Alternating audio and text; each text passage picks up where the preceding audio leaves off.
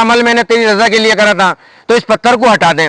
जब उसने ये बात कही तो फौरन से पहले वो पत्थर थोड़ा सा और सरक गया, लेकिन अभी इतना नहीं सरका था कि वो तीनों गार से निकल सके।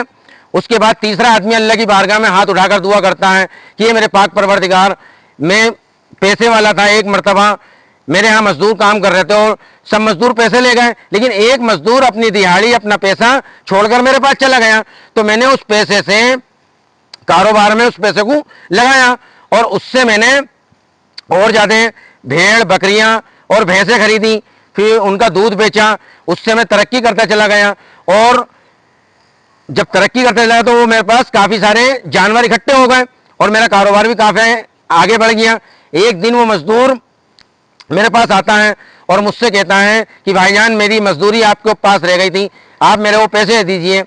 तो वो मैंने जो था उसको मजदूरी के तौर पे जितनी भी बकरियां थी, भेड़ थी, और जो मैंने उस पैसे से पैसे को बढ़ाया था, पैसे को जो मैंने बढ़ाया था, तो सारा पैसा वो सब कुछ उस आदमी को दिया। तो कहने लगा भाईजान, मैं तो इतनी दिहाड़ी थी नहीं। तो मैंने उससे कहा कि ये तेरे पैसे से ही पैसा बढ़ा है और अल्लाह की रजा के लिए मैं तुझे वापसी दे रहा हूँ। तो वो आदमी वो सारा पैसा वैसा सब लेके चले जाता है और मेरे पास कुछ नहीं बचता।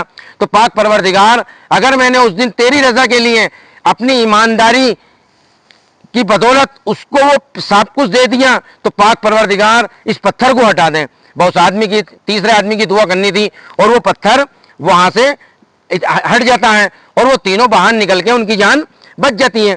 तो मेरे दोस्तों, इससे हमेशा इस हिकायत से हमको ये सीखने को मिलता है कि एक तो हमें अपने माँ बाप की बहुत इज्जत करनी चाहिए, ताजीम करनी चाहिए।